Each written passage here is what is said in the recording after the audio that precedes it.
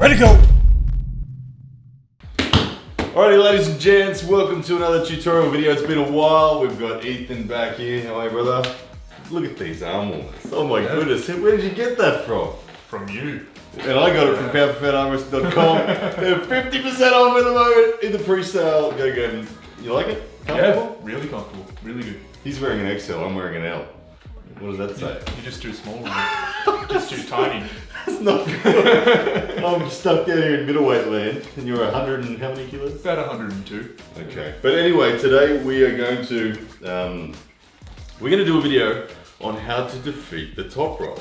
I just was looking through my videos today, and one of the most popular videos that we've ever done was just how to defeat hook arm wrestlers.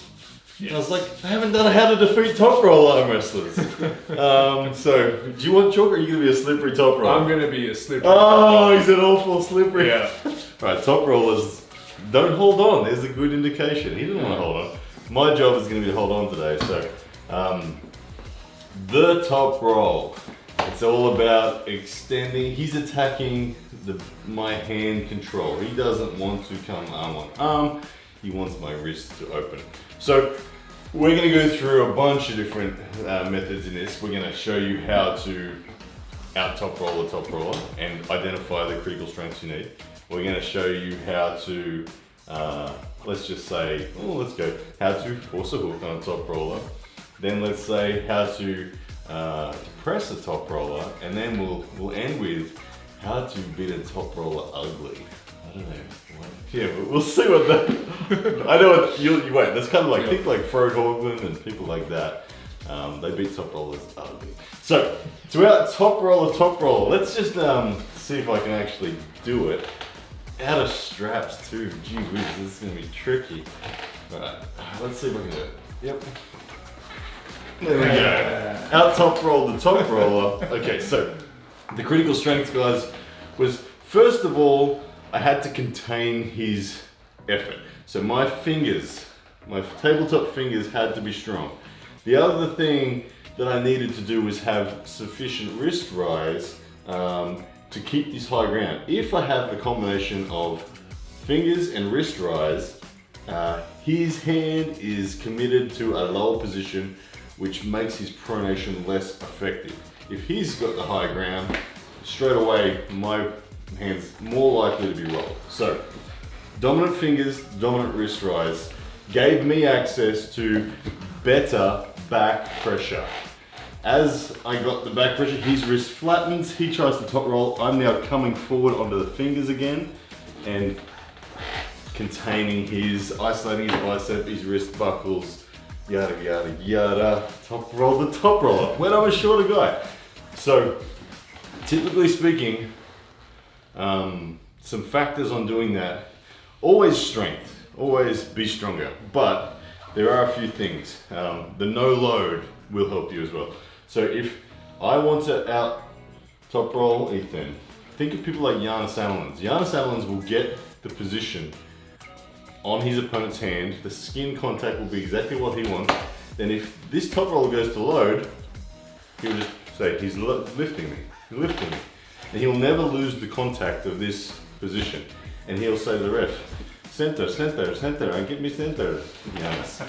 And eventually the ref will bring you back to center. And then from there, Giannis will really quickly attack in that direction there. So as long as your fingers are ready for the fight and your wrist is up, you can very quickly establish a dominant position over the wrist of the top roller. All right. Done for number one. Number two, how to force the hook. This is more often than not what I try to do. I don't, generally speaking, the top rollers that are dangerous to me, I don't try to out top roll them. People like Jordan Davis, people like Mario Tsimbarkas, who else? I don't know. Fatali Mateo. Fatali, yeah, good example. I don't try to out top roll those guys.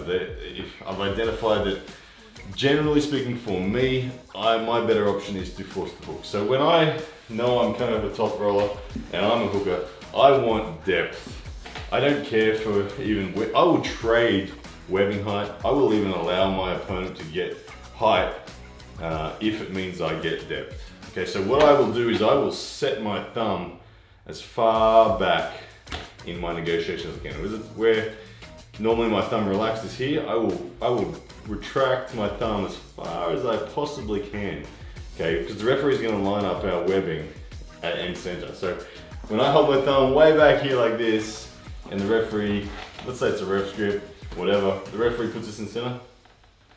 Okay, so you can see how far my hand is past compared to if I was like this. Way past, and yet our hands are the same. So you always need the threat of back pressure as well. If you have no threat of back pressure, they'll fill that gap and they'll tee off with side pressure. So you need to have a static presence of that there is back pressure on, and this top roller needs to sense that. And that is going to make them come forward to control and contain your back pressure. Now, once you've established this in the setup, it's a very easy opportunity for you to impart down pressure and wrist flexion. A lot of people talk about supination, but you're not actively supinating. You are just actively cupping and imparting down pressure. Okay, so from here, your wrist is up. Keep your wrist up to keep that genuine threat on.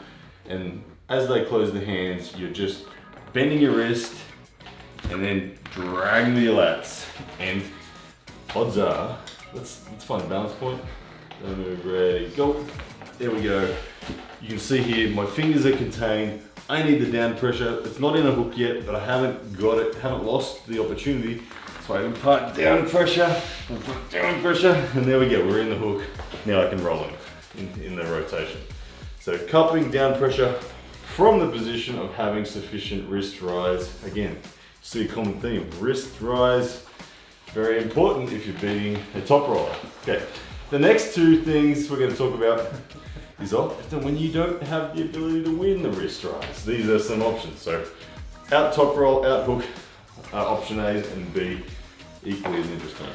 I'm going to take this off for this one because I want to see more of the arm and the wrist. Can you take yours off? Yep. Alright, so for the press, if you can't win the wrist rise, now there's the shoulder roll version and then there's the flop press version. Two pressing natures for the arm. The preferable one for me is certainly on the person's arm. Again, so same thing, you'll see people setting up for this, they'll wrap their leg around the table and they'll try everything to just set their shoulder line. For them, shoulder line is the most important thing. The more you can cut through your opponent's arm in the setup and get away with it, you'll see people lean back this way to try to appease the refs. They'll be like this, Jerry Carteret, all that sort of stuff, really curled, leaning backwards to try to make an illusion that they're not carved. They really are carved. But hey, we all can do this. We all have the same opportunities. The referees will allow this sort of stuff. I'm as carved as hell right now, but a ref would probably start me. Would you start me, YouTube? I think you would. So when they close the thumbs, this is a no-load situation. Presses like no-load situations to defeat this top roller. I'm not gonna load on back pressure. You can see I'm not set to load this way right now. So I'm no-loading. So we've gone to ref script, whatever. We're in a no-load. Thumbs come in, and it's just straight. It's very obvious where you're going. It is just, again, finger containment to prevent your wrist from going, and then shoulder commitment over the top of it. Wrist flexion, finger containment, shoulder commitment. Then, okay, the final frontier, and I don't even know if I can pin you doing this one. This one I think Ethan's gonna rip my hand off if I try this. Is when all of those things are now not working. The wrist rise isn't working. You can't out top roll. You can't horse the hook. You can't get on top of the arm for a press because this guy's back pressure, this guy's wrist rise is better than yours, and you're underneath the damn dude's hand from the get-go. Okay, so now your last thing is you're gonna set same way as the presser, but this time you're going to, the one thing you're going to keep is pronation in through your thumb. You've lost the rise, you've lost the cupping ability. Pronation through your thumb is your critical strength. So you're going to position your thumb as far up into the height of this guy's hand as you can. you're actually going to try to get a gap away, because the closer you are here, the stronger his flexion is going to be against your pronation. So you want to weaken his pronation by getting out into his hand. So you want to start, you want to run from him this way. No load, but run from him this way. Okay, if you can convince a referee to start like this, it'll work well. The strap's too, close your thumbs, close your hands. Oh, it hurts my wrist. I'm not a flopper. I have not conditioned for that yet. But that's what you should do, alright? Flop, pronation, let me through this time, Ethan. Yep. And there is the commitment there. So it's, again, sneaky. This illusion is a big carving illusion. But just hook them, just get a stronger, just get a stronger fingers, stronger eyes, and hook to them. Top roller. Yeah. But when you defeat a top roller, the feeling is really good. You feel like you're superior in strength when you defeat a top roller. Where when you lose to top rollers and you were trying to prevent the top roll, you feel like, I know I'm stronger than you, I just needed to bend my wrist. And the top roller's like walking away like, yeah, you got a weak wrist, it's all good. So anyway, the classic battle, top roller versus hooker. One of my favorites, but thank you, Ethan. Hope you got something out of that YouTube, and yeah, jump on pound for pound and grab your arm warmers. 50% off. Yeah, that's a bet!